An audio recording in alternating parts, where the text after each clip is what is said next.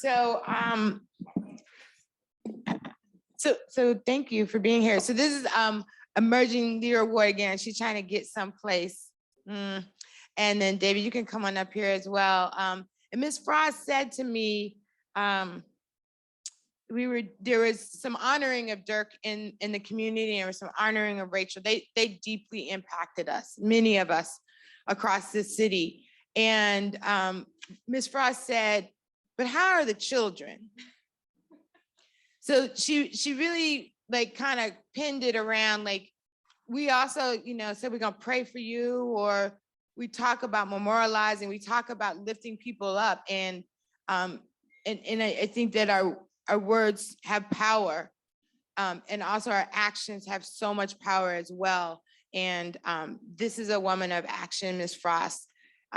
Thank you for being there on behalf of children. And I was explaining earlier that I didn't mean emerging leader as if y'all ain't already there. You are the leaders that we need right now. And so we appreciate you for all that you do. Ms. Frost started during the pandemic at Baytech, after having spent, she's been in education a couple of decades, and look how young she looks. Okay, that's what I was gonna say. the emerging leader thing I like, because it makes me feel really young. So I'm okay with that. I was like, you don't have to exactly count the years. but I think what I experienced, and I think what SoBEO really stands about, is like those next levels that people are going to.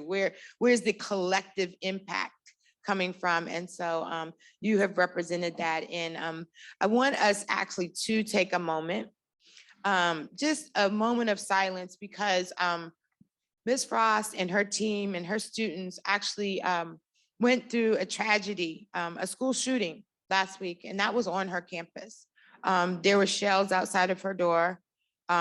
There were her staff members and colleagues that actually saved lives on that day. And so I just want to.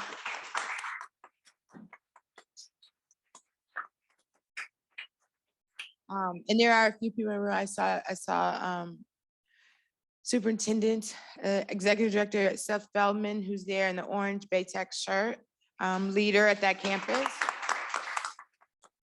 And Rich Harris there.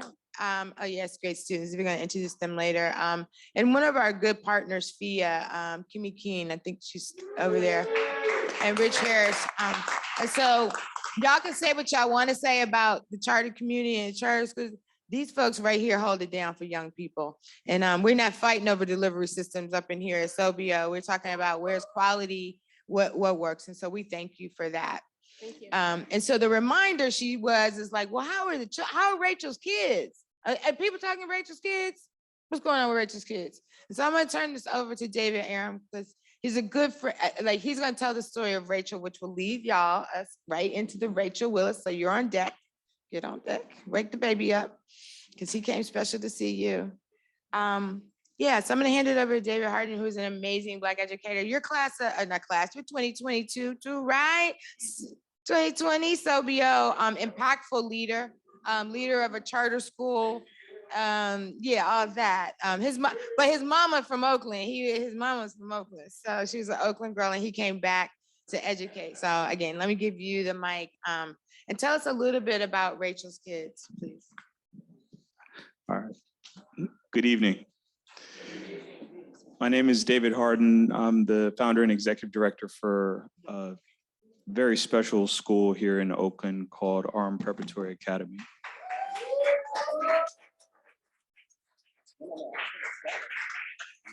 And ARM exists in large part due to Rachel Willis Henry. And so I'm gonna start not with my own words, but with the words of W. Du Bois. To increase an abiding satisfaction to the mass of our people and for all people, someone must sacrifice something of their own happiness.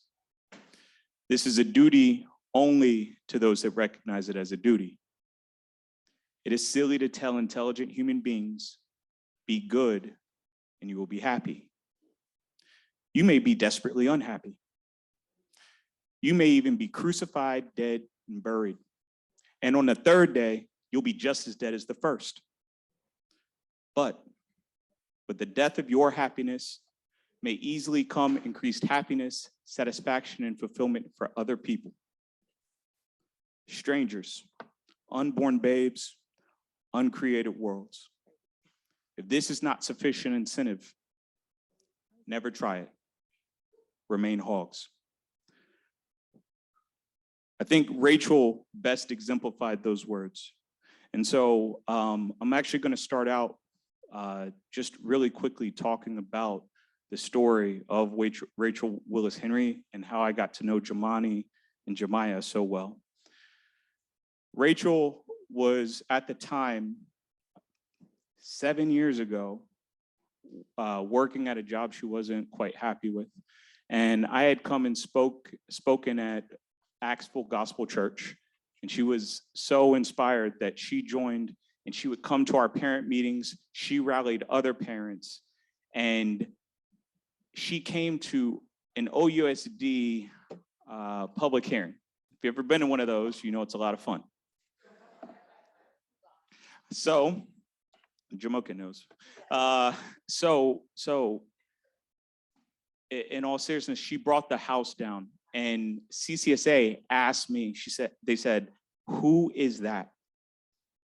And they were like, can we hire her? I was like, as long as you don't take her from me. and that got her started in organizing. And I just want to show you a quick clip of that. If you could cut the video.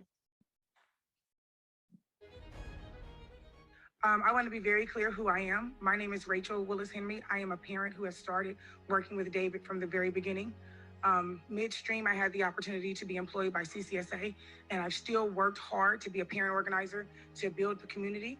I actually live in Deep East Oakland, and many of the parents here who are in opposition do not live in my area. I want to first start by saying that. Someone spoke about Parker Elementary. Well, when ARM was denied, I tried to enroll my son in Parker Elementary. And because it is an elementary going into middle, he was denied. He was not allowed in. So what are my options? What do you tell me for my son?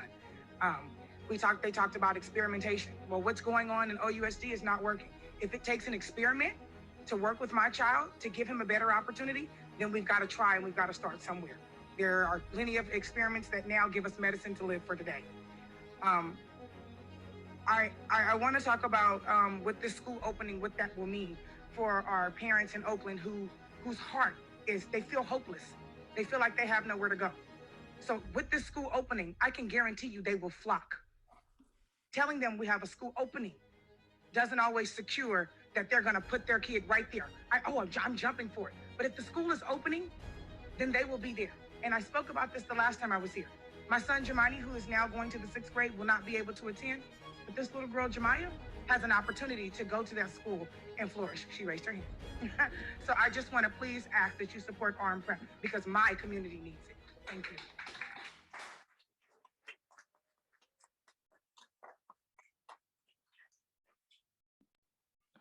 Rachel was a powerhouse. And Jamani and Jemiah are powerhouses too. It's very strange, the story that's been woven between us. At the time, several years ago, I served as the interim head of school for East Bay Innovation, and Jamani attended East Bay Innovation. He couldn't go to my school because he was too old when we actually started. And then once Rachel passed, they had moved out to Vallejo, and Jemiah unfortunately couldn't attend my school. But through a series of several events, I'm so excited to say that the powerhouse is back, and now Jemiah is attending ARM Prep Academy. So I couldn't be more honored to honor Jemiah and Jamani and Rachel's history, and thank you all so much. While Miss Mama Connie and Michael get on deck, I actually do want to give Miss Frost a little opportunity because she really was the one who inspired it. And I want to call, they're not feeling well. Tonight, two of them had sore throats, and one is having an asthma problem. And so pray for them, and Maisha is definitely like moving around trying to take care of them. So here, let me get off the mic, and I just want to give you, a minute or two to speak, because again, she is teaching, she taught those children. Oh, yes. Thank you. And thank you for sharing that clip of Rachel. I never met Rachel, but I certainly felt her spirit in those students. So please watch over them, take care of them, and make sure that they carry on her legacy. Thank you. First, I just wanted to give honor to those who before me who have paved the way, and those working alongside me, which is so many of you here tonight. I'm looking around and seeing so many people who are community leaders and city leaders, and we've gotten, certainly some of us, closer within the last week, but definitely, you know, we will continue to work together for our students. And then of course, my kids, who will continue to do the work and service. So I would like to not say too much. I've been saying a whole lot lately. I don't know if you all follow me now, but there's so much work to be done, and please stay encouraged and be encouraged. So thank you all for working alongside me. Oh, this is beautiful. Oh, wow. Thank you.